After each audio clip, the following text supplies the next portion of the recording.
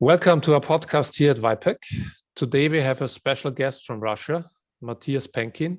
He studied political science at the University of Innsbruck and is about to complete his PhD.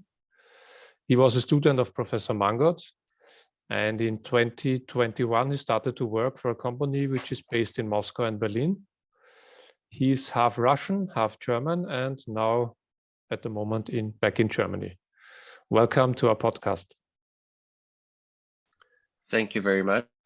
Thank you for inviting me. As always, I'm joined by my colleague Alexander Stipchitz, who resides in the Czech Republic. Good morning. Dobré ráno. Good morning.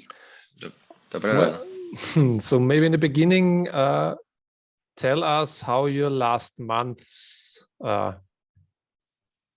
were for you for leaving when you have to leave Russia and now moving to Europe. How did this affect your work and so on?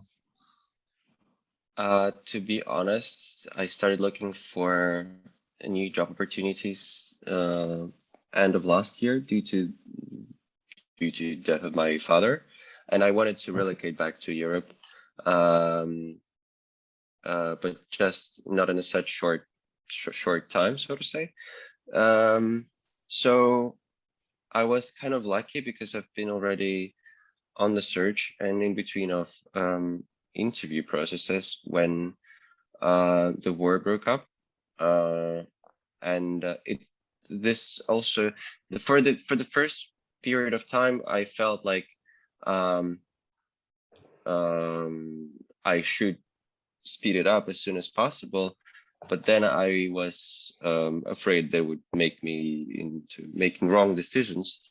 So I was quite so yes, basically I was looking for new jobs, and then I realized that I should do it more quickly, which brought me back to Germany as of now. But of course, on the 24th of February we were all shocked, because despite all the news, especially from the Western media, nobody was expecting those things to happen. So the life went on, to be honest, in Moscow at least. I don't know about the other regions, and I think life didn't in the first weeks it didn't change drastically. But in Moscow, the first days, I could only notice that people rushed to ATMs and basically emptied them. Euros, USDs, and rubles, they all were gone for like a couple of days. Then there were first restrictions about how much of a currency one can withdraw at a certain time and transfer to another country. And then the stores started to closing one after another. Stores, big companies started leaving Russia. Especially in my case, in my job, we were dependent on DHL, for instance. Well, all of those logistics started just disappearing and ceasing their presence in the country, which put an end to the usual way of making business. So yeah, after that, the business started adjusting in a way. Well, then sure. Let's kick this off. Thank you very much for that insight. Now, a personal question. I've recently tried to be in contact with Russian colleagues of mine. They are actually more in the northwest, close to the Finnish border. And they've all been very, very reluctant to talk. Is there any risk that you are engaging in right now if you publicly talk about political aspects in your country, or is that part of the Western propaganda? Well, there are many cases of propaganda from both sides, but the risk is definitely not part of it. It's real. Unfortunately and sadly, it can cause a lot of consequences. People who got caught during the demonstrations, they usually have to have this feeling of shadow following them. I was once detained. It was years ago during the protest against the corrupted Prime Minister Dmitry Medvedev. It was never put in a protocol. I'm telling you this, you're getting in a very uncomfortable situation where all your future life depends on some, as you think in this moment, not very educated, not very intelligent person, so an officer of police who can basically decide your life. And now things got pretty much more rough in this case. So open critics, public critics might cause you problems, especially if you have quite a wide public outreach. Thank you. May I tag a question on? Thank you. Sure.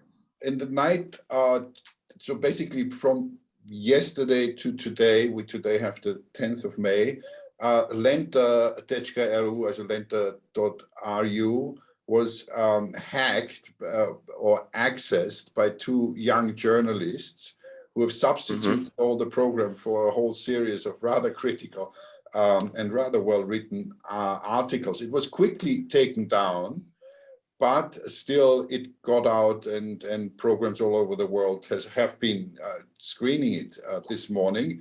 Also, 3 stations of Russian state televisions have been hacked, and a message displayed there. This is interesting. How do you feel about the civil and especially also digital resistance that's going on? Because I mean, that's a pretty major move, I think. Do people see this? We do see this. The problem, for instance, with the smart TV thing that happened yesterday.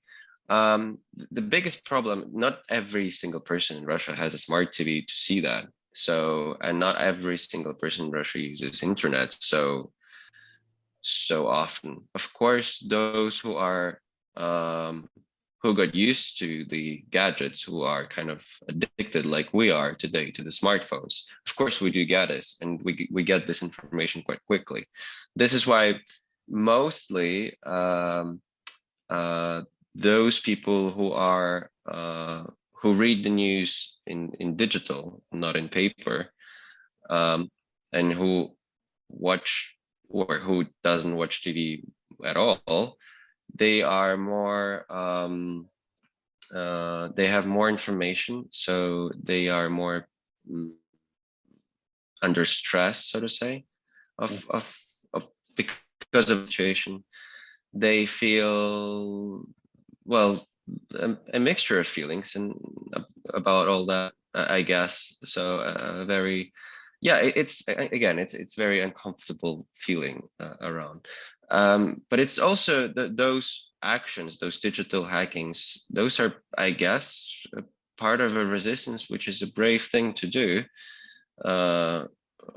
Maybe it's yeah, I don't know what would be more brave, to go out on the street and try to protest there, or to do something like this.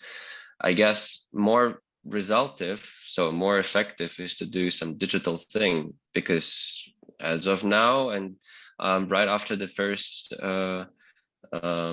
days of breakout, so days of the invasion, when people actually went on the streets, including me,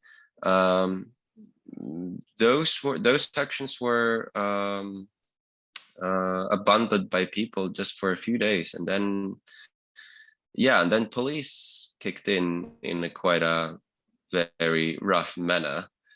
So people got, of course, scared and afraid, and they don't dare to go on a street for a full-scale protest. And also, it is hard to say how many supporters of your view you have, because the state media and even the independent media, and maybe it's true that the most of the population is so fooled by the propaganda that they basically mostly they are indifferent, but in case they are asked kind of an aggressive question, they react aggressively in return.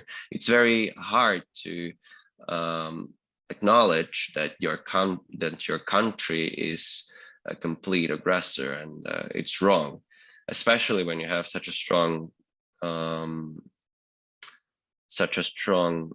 program of the TV propaganda, or any propaganda, state propaganda. Thank you. Yes. Well, from yesterday, of course, we had a big speech of Vladimir Putin on May 9th, the victory over the Nazi Germany. Well, in this speech, many people in the West and otherwise expected a lot of things, but in the end, there was not really much new content happening. So what's your take on this speech? Some expected that he will declare war on the Ukraine, others expected to call in all the people for war and everything, but not really much happened. Basically, the war is not of his taste, to be honest, but the mobilization, I think it was either discussed among his establishment, but there are some traces that they kind of touch waters about that. So they are testing people's reaction. So the idea of mobilization is not left alone, left for good. They might be pondering on that, but this takes a lot of time and a lot of resources. And my opinion, though, to be honest, I was the wrong one who's saying that Russia will never attack Ukraine because it's going to ruin its economy and blah, blah, blah, whatsoever.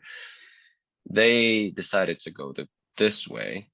So I can tell you that I personally think that mobilization is going to ruin the president's ratings completely, because I think that they're looking for an exit, for a leeway outside of, like, going out of the war without losing the rating, without losing the power. And you cannot do that just by leaving it be, and that's it. You cannot explain it to even in simplest words, and even in, like, yeah, you have to make up a very strong fantasy for that. So I do believe that this option they will not go for. On the other hand, Putin, as some of his former friends admit, is quite in German they have a word, he's a coward person below all of the layers of his public picture and public image. So he will not go for something where he cannot lose, where he cannot maintain his control, maintain his power. He opted for a special operation, I think, because he was told by his intelligence, secret service, yes, intelligence officers, whatever he wanted to hear, but not the truth, because they're afraid to tell him the truth, or they just want to please him. Maybe they were not expecting this sort of a reaction. And now I think some of them got punished, and by the way, got out of the media. Just one or two features told the media called Medusa, if I'm not wrong, that the senior head of the Secret Service went under house arrest. So speaking of the speech yesterday, he was trying to kind of convince people that we're doing the right thing, persuade them that they are Nazis in the Ukraine running the country, and all the West is supporting the Nazis.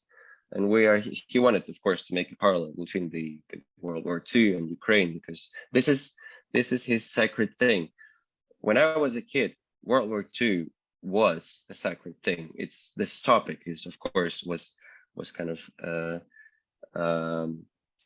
flew into my brains and hearts as a secret as a sacred subject, and now it got stained with those parallels, with those actions. So even for that, this is something unfair to do with the memory of the people, of course.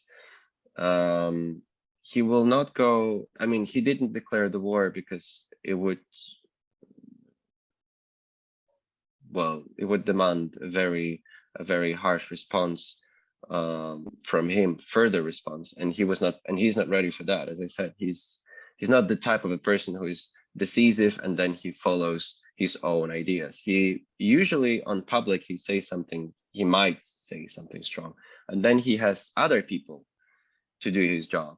But in this case, he would have to be in the headlines. He would have to be always responsible for that, and he would lose his immunity at the very end.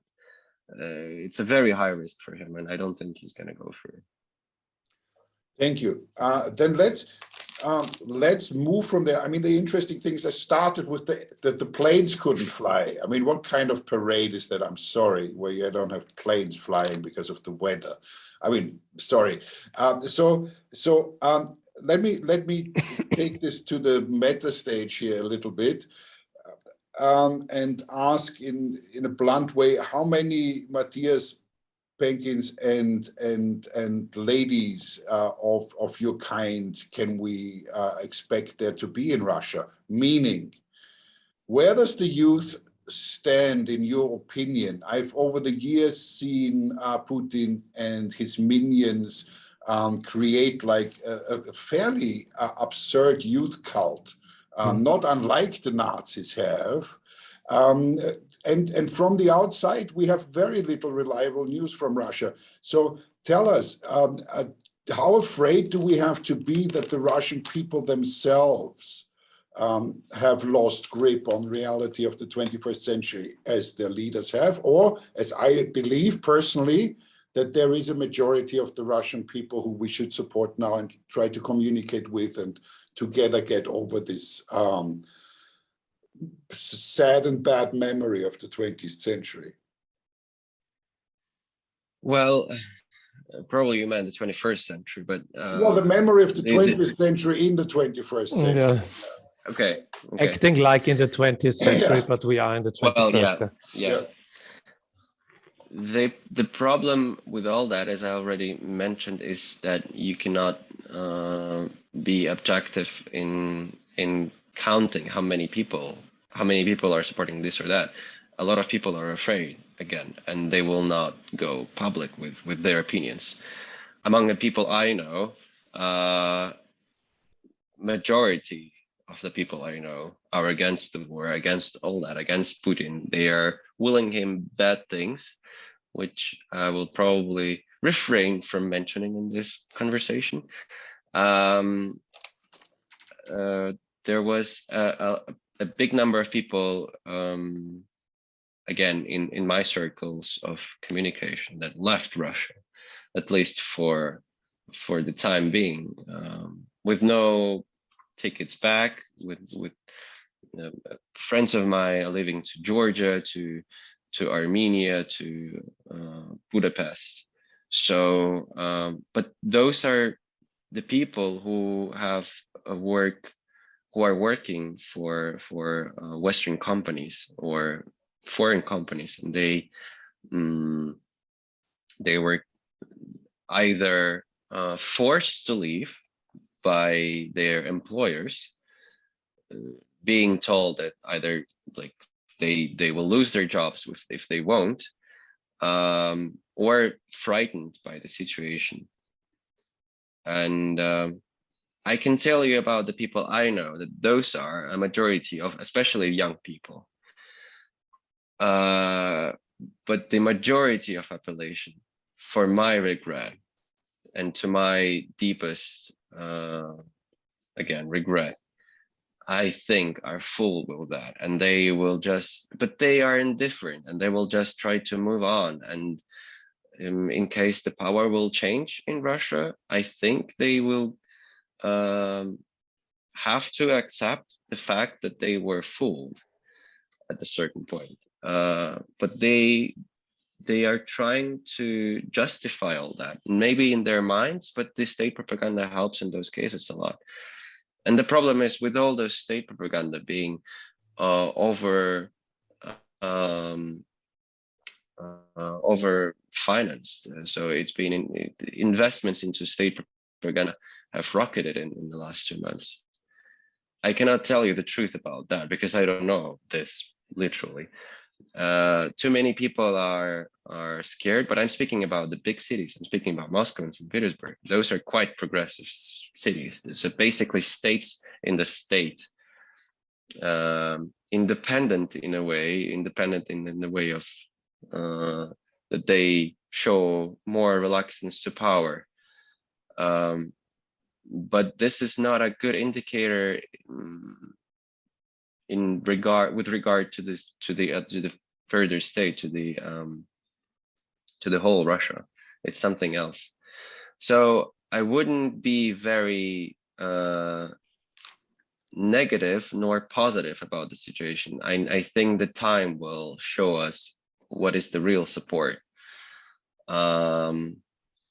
Maybe one day when the police state's gonna fade away, and so sooner or later, of course, we will see the reaction. But we need to look out for people who are against that and who are willing to talk. Let me just, yeah. So if we say, like, in the immediate future or midterm future, we cannot expect the Russian people to rise up and do anything as a people, who then are the individuals or group who could affect the change? Of course, I think that the number of those oligarchs, I didn't know how many yachts there are around. I mean, this is unbelievable what is driving around, ships for $500 million everywhere. Anyway, so are they, is there something that could be expected from there? Or maybe the military, which is now being embarrassed pretty publicly worldwide. Where would you think then change could come? Or Putin's going to retreat and we've got him another 20 years? Where are you on that? It's hard to forecast on that. Sure. But I literally, and basically what I can expect is oligarchs to turn against Putin.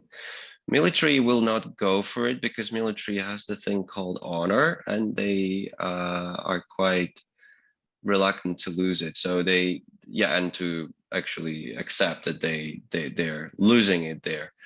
And also the fact that the ordinary soldiers come from a very undeveloped parts of the country, and in comparison to their usual salary of I don't know, around 300 euro, they suddenly receive so it's 25,000, well, 25 to 40,000 rubles, which is somewhere between 300 and 500, 600 euro to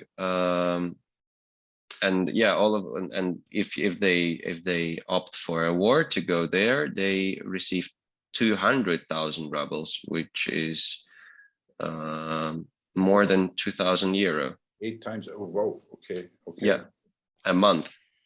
And in case they are they lose their life there, their family will get a reimbursement of at least 1 or 5 million rubles. It's hard to, I don't remember those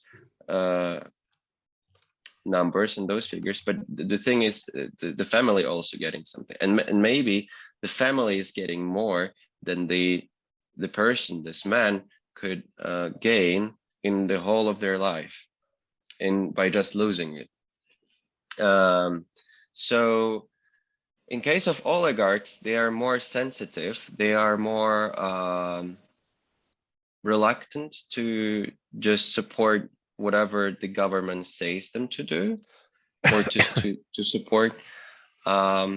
In case of oligarchs, again, those are the wallets of Putin, and they're losing billions and definitely millions every day on a daily basis. And I've been expecting them to turn against them, but I think they cannot do that, because as much as the politicians in Russia, they're also corrupt. So whoever is going to be the first one, there is a file on this person ready somewhere in some federal services, ready to act, like it once been with the Ministry of Economic Development, for instance. He got arrested out of the blue. Nobody was expecting this, of course. It was more of a show, but still. And I think there are a number of those files on those kind of people, on every single person around the president, because this is a certain token, a sacrifice that they have to do to maintain the control over the country, to have the grip over its resources, to be stained by the corruption in some way. My thought would be that at a certain point there might be so in Kremlin, you probably from the West see it as a one-person game, which is a sufficient success, an efficient success of the Russian propaganda. You see Putin and you think this is what Russia says, but the thing is, behind the curtains of Kremlin, there are clans, different groups of power, who are of course all dependent on the president's decision.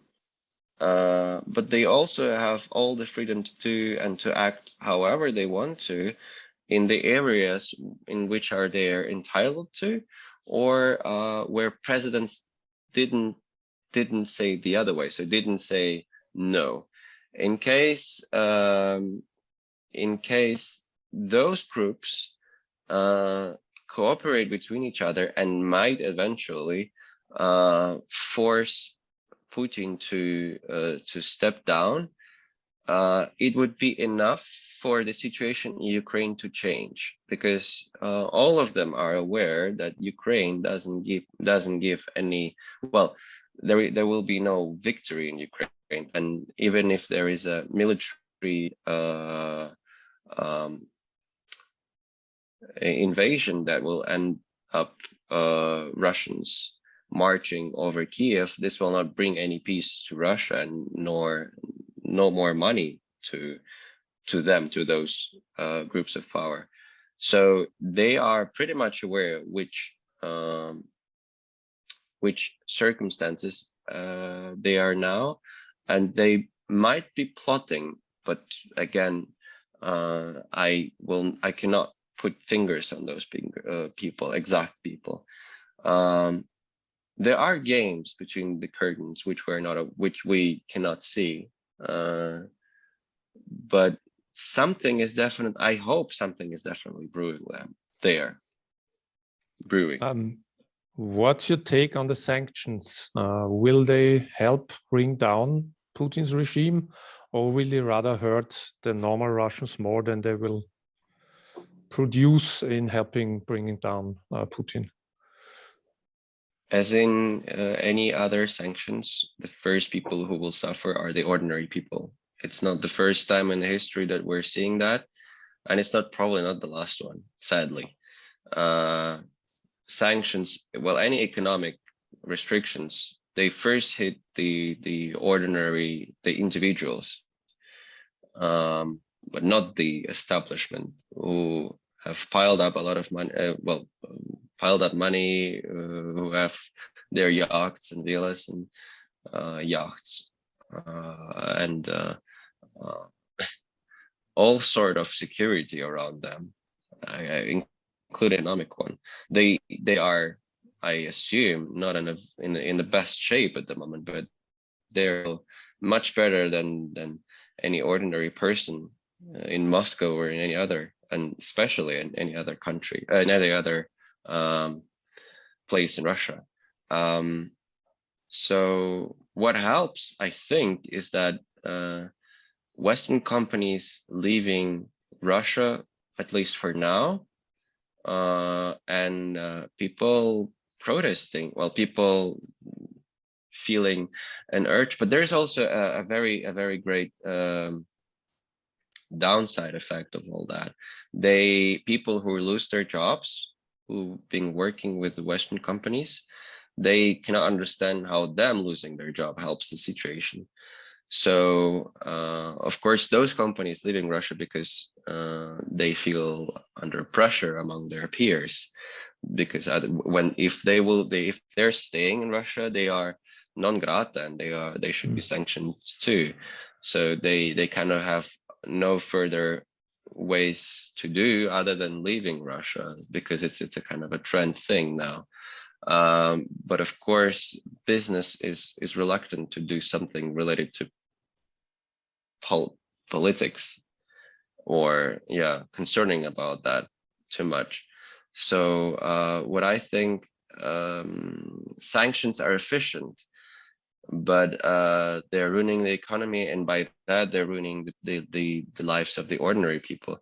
Those are definitely, well, freezing the reserves of the central bank of Russia abroad is definitely effective against the establishment, but yet it's difficult to get to them.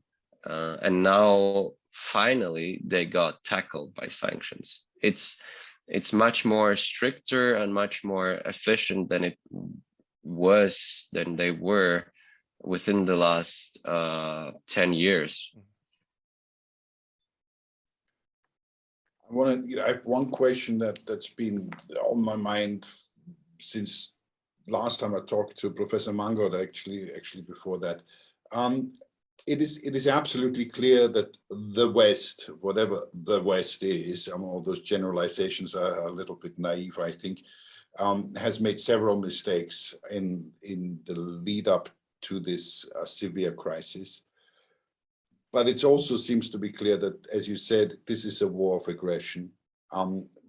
But the Russian people, again, that we're trying to talk about here, how is one from the West supposed to communicate? We have you now, which I'm really happy that we have somebody who actually knows something and who was just imparted some knowledge that I've never heard of. I never knew the disparity of normal people's income and the soldiers. That says a lot, and all of this information. But how can we, I'm not young anymore, but how can we together start media bases, start communication that allows us to break down this barrier still of West versus East? That to me seems so incredibly outdated, personally. But I don't have access, because people are afraid, very few speak, and then you say there's a lot of Russians who actually do not have access to the media. So the long and short question is, for you as a young Russian in the West now, what are your suggestions that we do proactively, because this won't be the last conflict, certainly not under this administration, to proactively engage to improve matters? It's a very hard question. I think it's one of those where I could definitely say for sure that not just I don't know, but that I have not a single idea, because all of these ridiculous things that are happening have any solid solution, or at least a straightforward one. But what I can say, that the people who you can, whose reaction and who are willing to talk, willing to share their opinions, are those who are usually young ones, and they have not so many things to lose at this moment of life. I've been saddened by news that sponsorships towards Russian students, new sponsorships towards coming from Russia students are to be seized in a number of European countries, which is a grave, I think it's a grave mistake of so-called the West. I mean, I know what is implied by this term, as you already mentioned, but yet it is not completely true. But for a East-West resistance, this works for a propaganda reason. It still works, yeah, for the Cold War reality. So do not give up on the youngsters. Do not let them down in all this kind of situation.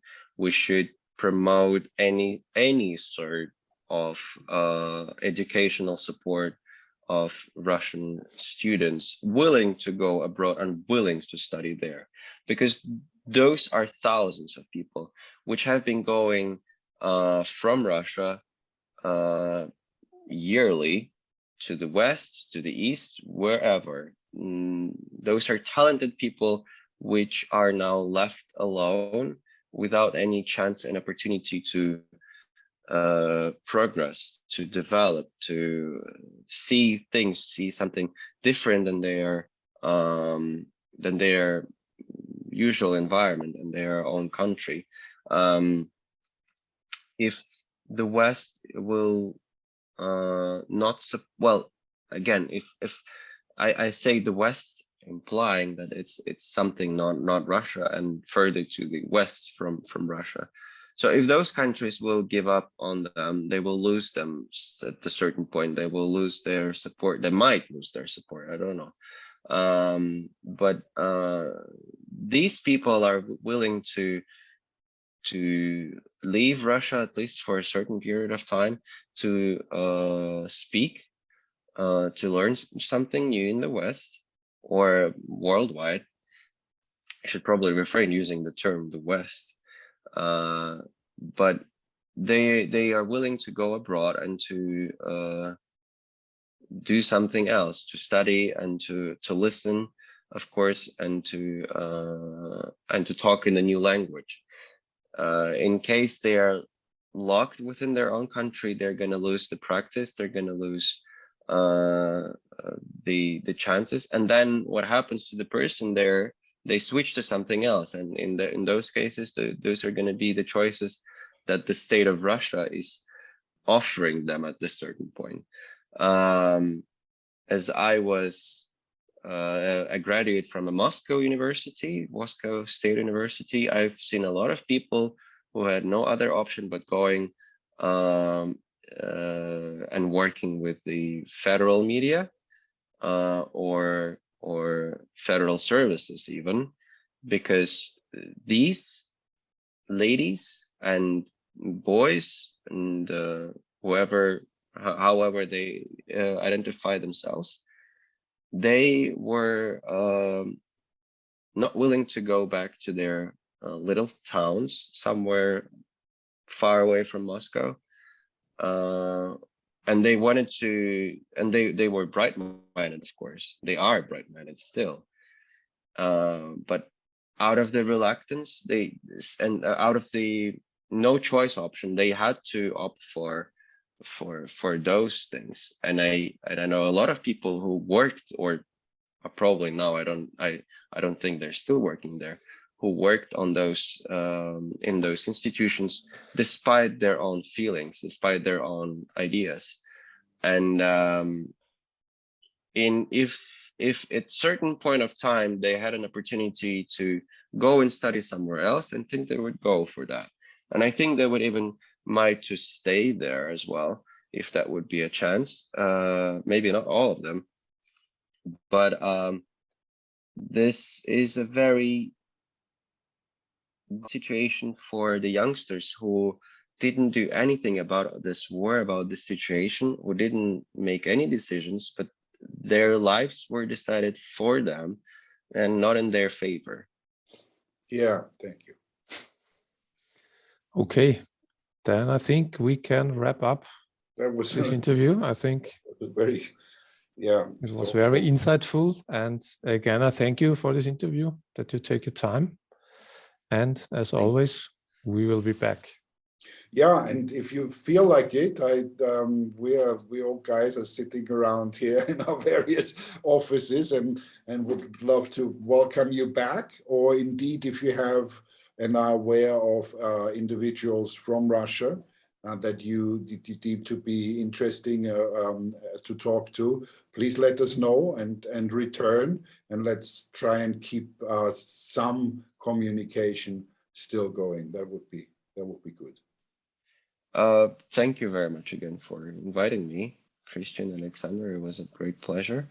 I will definitely love to speak with you again and to run some interviews in case, to participate in some interviews that you would be running.